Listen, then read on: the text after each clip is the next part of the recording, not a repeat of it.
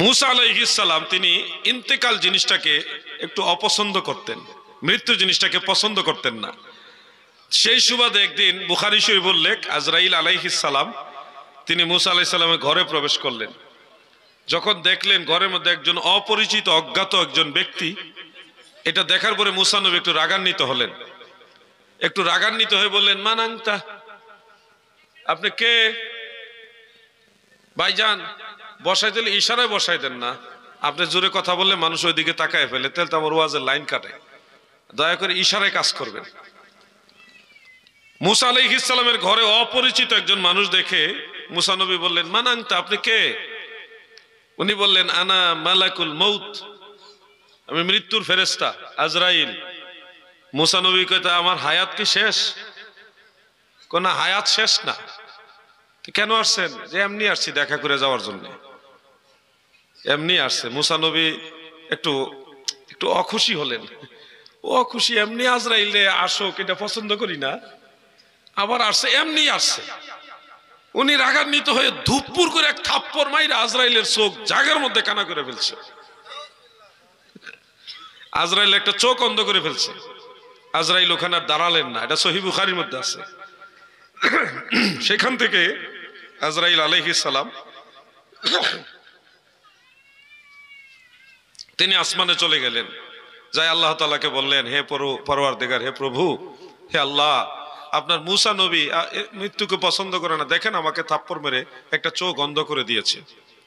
আল্লাহ তাআলা তার চোখটা আবার ভালো করে দিয়ে বলতেছে, তোমাকে থাপ্পড় দিছে কেন? তুমি কি কোনো ভুল করছো? আল্লাহ তো সবই জানে।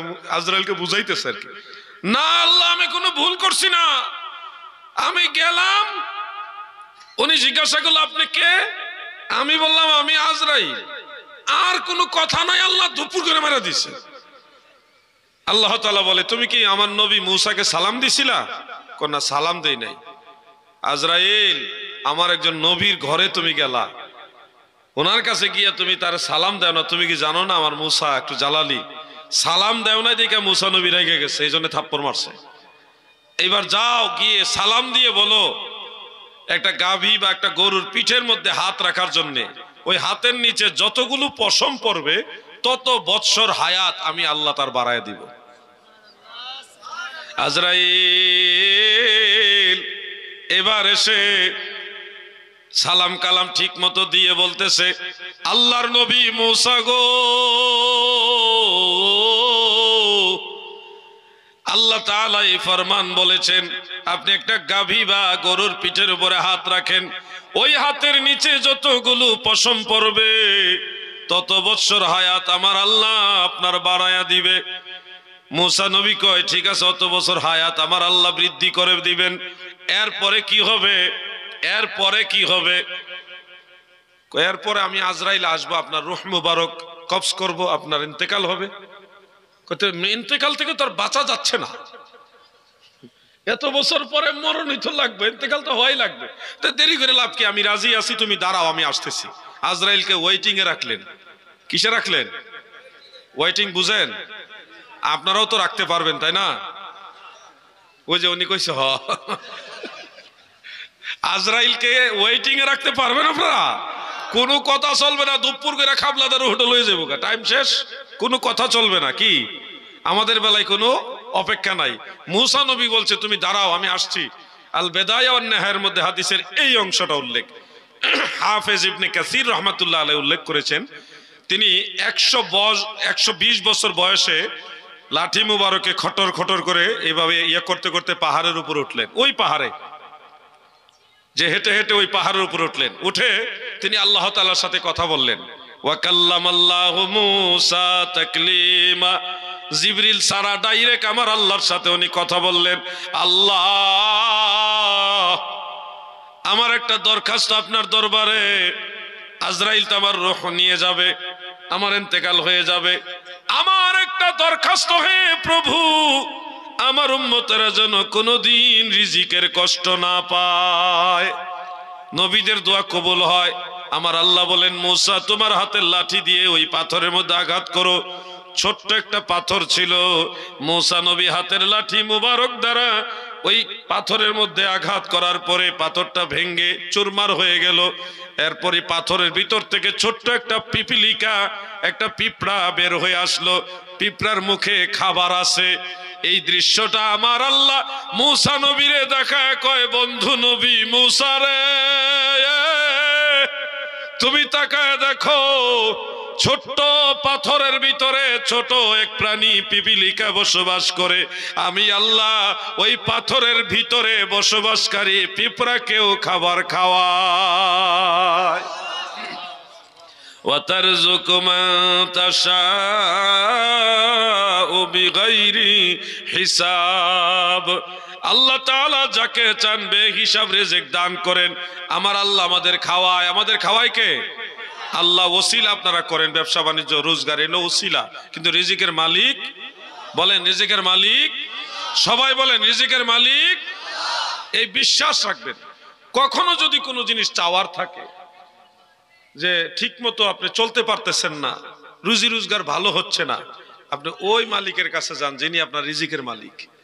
ওনার কাছে চান। ওনার কাছে চাইতে হলে চিঠি দিতে হয় না, মেসেজ পাঠাইতে হয় না, টেলিফোন লাগে না, মাধ্যম লাগে না, ওনাকে ডাইরেক্ট আপনি বলতে পারবেন। তিনি সেই আল্লাহ যিনি আপনার হৃদয়ের কথা আগের থেকেই জানে। আপনি ওখানে বলেন, হে প্রভু আমার কষ্ট হচ্ছে, হে আল্লাহ আমার কষ্ট হচ্ছে, আপনি আমাকে সাহায্য করেন। কোন সময় বলবেন জানেন? রাত যখন 3টা বাজবে, ফজরের আজানের আগে আর 3টার পরে, এই মাঝখানের টাইমটা ওযু কালাম কইরা তাহাজ্জুদ নামাজটা আদায় করবেন, করেই সেজদায় যাইবেন, যাই আল্লাহর সাথে কথা বলবেন। আল্লাহর সাথে কথা বলা যায়, আল্লাহর সাথে কথা বলা যায়।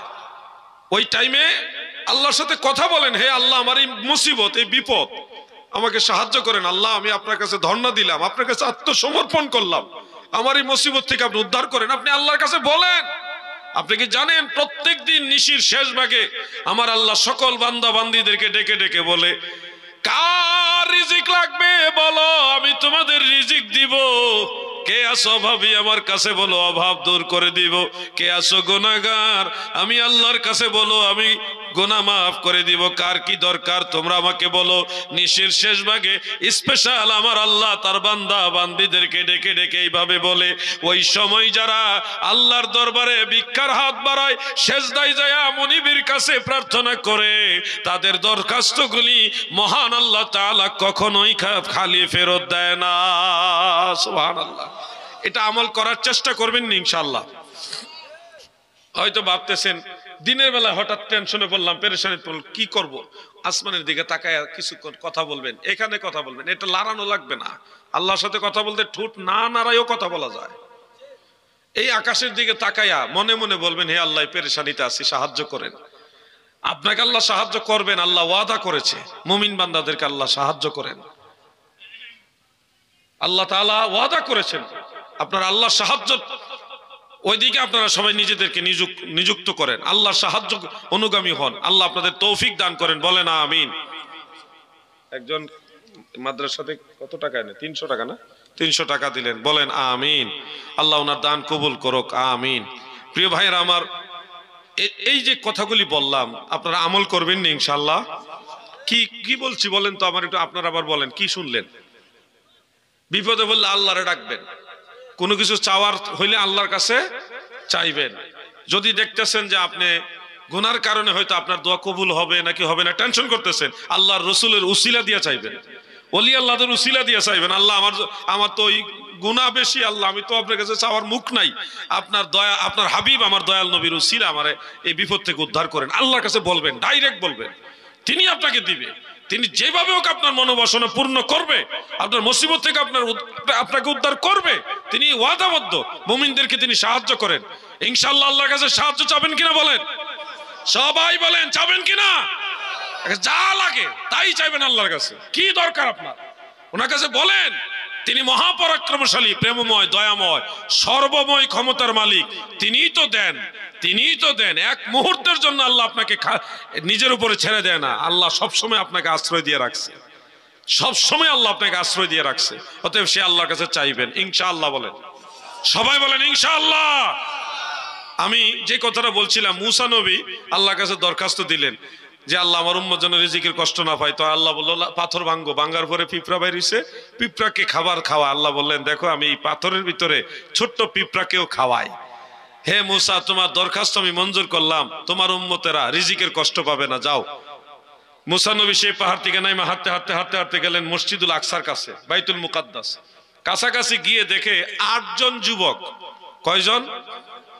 8 জন যুবক মসজিদুল আকসা থেকে একটা ঢিল মারলে যতটুক দূরে যায় ততটুক দূরে একটা কবর খুব সুন্দর করে কবরটা খুঁড়তেছে। কবরটা দেখতে খুব চমৎকার। সব মানুষের কবর কিন্তু সুন্দর হয় না, কিছু কিছু মানুষের কবর খুব সুন্দর হয়।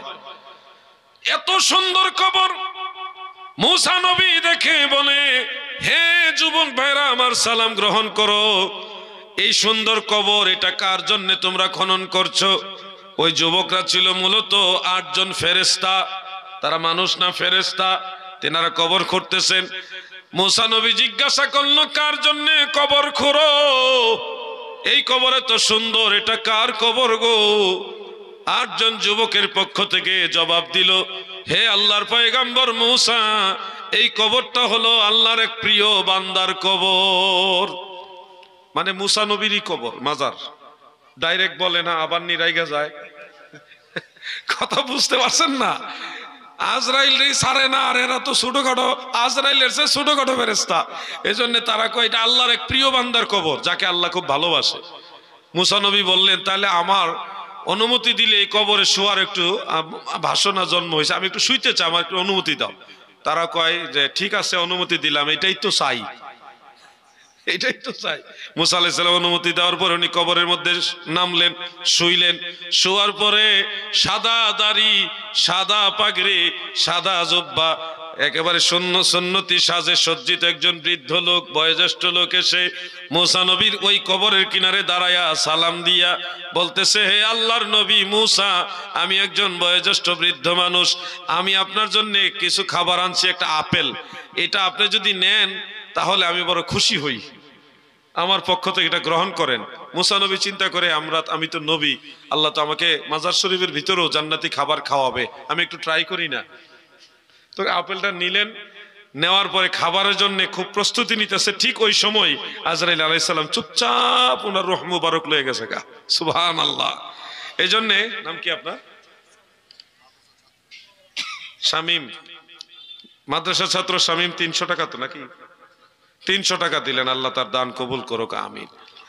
এই জন্য আমি যে কথাটা বুঝাতে চাচ্ছি, মুসা আলাইহিস সালামের ঘটনাটা বলার মূল উদ্দেশ্যটা ছিল আমার, যে মুসা নবী তিনিও মাজার শরীফে শুয়ে ভাবতেছেন যে আল্লাহ আমাকে জান্নাতি খাবার তো খাওয়াবে, তা আমি আগে থেকে ট্রাই করে দেখি, এবং তিনি খাওয়ার জন্য প্রস্তুতি নিচ্ছেন। এখান থেকে বোঝা যায় আল্লাহর নবীরা মাজার শরীফের ভিতরে জিন্দা নামাজ আদায় করে এবং জান্নাতি খাবারও খায়, জান্নাতি খাবারও খায়। এই ঘটনাটা বলার মূল উদ্দেশ্য হলো আমার এটা, যে নবীরা মাজার শরীফে রিজিক প্রাপ্ত, তিনারা জিন্দা এবং রিজিক প্রাপ্ত, সালাত আদায় করে। এটা আমাদের আকীদা, এটা আহলে সুন্নাত ওয়াল জামাতের আকীদা, এটা মনে রাখবেন ভাই আমার। আল্লাহর হাবিব সম্পর্কে একটা হাদিস পড়েছিলাম, তাবারানীর মুআজামুল কাবীরের হাদিস, খাসায়েসুল কুবরার মধ্যে হাদিসটা রয়েছে। রাসূল সাল্লাল্লাহু আলাইহি ওয়াসাল্লাম ওসিয়ত মুবারক করেছিলেন যে আমার পরে, আমার ইন্তেকাল শরীফের পরে তোমরা আলী ছাড়া কেউ যেন আমার গোসল না দেয়। শেরে খোদা মাওলা আলী রাদিয়াল্লাহু আনহু গোসল দেওয়ার জন্য তিনি প্রস্তুতি নিচ্ছিলেন। অন্যান্য আরো অনেকগুলি কিতাবে আমি দেখেছি তিনি গোসল দিতে গিয়ে একটু টেনশনে পড়ে গেছিলেন। গোসল দিবেন, নবীজি শরীয়তের শ্বশুর লাগে, আবার নবীজি ইমাম, নবীজি আমার ইমাম, আমি এখন নবীজির গোসলের জন্য কি কাপড় মোবারক খুলে গোসল দিব না কাপড়ের উপর দিয়ে গোসল দিব, টেনশন করতেছে। আমি নবীজির গোসল মোবারক কিভাবে দিব? আল্লাহর নবী শরীয়তে আমার শ্বশুর লাগে, আমি নবীজির এই শরীর মোবারক থেকে কাপড় মোবারক কিভাবে খুলবো? চিন্তা করতেছেন। ওই অবস্থায় ওনার তন্দ্রা এসে গেল। তিনি লক্ষ্য করে দেখলেন কে যেন ওনাকে ডেকে বলতেছে, আলী রে, আমি রাসূলুল্লাহ পুত পবিত্র, আমার গোসল তোমাদের মতো করে দেওয়া দরকার নেই, আমার কাপড়ের উপর দিয়া গোসল দিয়া দাও। সুবহানাল্লাহ। আমার নবীজি হযরত আলী রাদিয়াল্লাহু আনহুর সাথে কথা বলেছে কখন? গোসলের সময়। এমনকি নবীজি দাফন মোবারক হওয়ার কমপ্লিট যখন হয়ে গেছে। তাফসীরে কুরতুবীর মধ্যে হাদিসটা উল্লেখ রয়েছে, ওয়ালাউ আন্নাহুম ইয যালামু আনফুসাহুম জাউকা। এই আয়াতের তাফসীরের মধ্যে বিশেষ করে সনদ সহকারে হাফেজ জালালউদ্দিন সুয়ুতী রাহমাতুল্লাহ আলাইহি আল হাবিলিল ফাতাওয়ার মধ্যে সম্পূর্ণ হাদিসটা হযরত আলী রাদিয়াল্লাহু আনহু থেকে উল্লেখ করেছেন। আল্লাহর হাবিব নবী সরকারে দু জাহান রাহমাতুল লিল আলামিন ইন্তেকাল শরীফের পরে 2 থেকে 3 দিন পরে একজন ব্যক্তি, তার নাম মুহাম্মদ বিন হারব আল হিলালি রাদিয়াল্লাহু আনহু, তিনি বলেন আমি নবীজির জিয়ারত শেষ করে একটা পিলারের সাথে হেলান দিয়ে বসে আছি। এমত অবস্থায় একজন গ্রাম্য লোক গ্রাম থেকে এসে দয়াল নবীজির রওজা মুবারকের কাছে আশ্রে পড়লেন। 2 হাঁটু 2 হাত জমিনের মধ্যে ঠেস লাগায় ছোট বাচ্চাদের মতো হামাগুড়ি দিয়ে বসলেন। বসে আমার নবীজিকে বলতেছেন, কাদ জালামতু নাফসি ওয়া জিতুকা তাস্তাগফিরলি ইয়া রাসূলুল্লাহ। নবী গো, ওগো দয়ার নবী, আমি আমার নফসের উপরে জুলুম করেছি, আপনার কাছে এসেছি, আমার জন্য আল্লাহর দরবারে ক্ষমা প্রার্থনা করুন। ফানুদিয়া মিন কবরিন নবী সাল্লাল্লাহু আলাইহি ওয়াসাল্লাম কাদ গফিরা লাক। রওজা মুবারক থেকে আওয়াজ করে ডেকে ডেকে নবীজি বলতেছে, তুমি কেঁদো না, কেঁদো না, অবশ্যই আমার আল্লাহ তোমাকে ক্ষমা করে দিয়েছে। সুবহানাল্লাহ। এই জন্যে আমি আবারও বলবো, হাজের ও নাজের গো নবী সশরীরে জিন্দা, নবীদের নবী তুমি গো নবী, তুমি রহমতের দরিয়া গো নবী, নবী তুমি ইমামুল আম্বিয়া। বলুন নবী তুমি পুলসেরাতের ঘাটে নবী থাকিবেন দাঁড়াইয়া, এই পাপী তাপী উম্মতের গো নবী নিবানি তরায়া গো নবী, নবী তুমি ইমামুল আম্বিয়া। বলুন নবী তুমি ইমামুল। আমার ভাইরা, আপনারা নবীজির ব্যাপারে সবচেয়ে বেশি সতর্কবান হবেন। কখনো জুসে রাসূল সাল্লাল্লাহু আলাইহি সাল্লামের ব্যাপারে অজ্ঞতাসারে কোনো ধরনের কথা বলবেন না, যে কথা দ্বারা নবীজির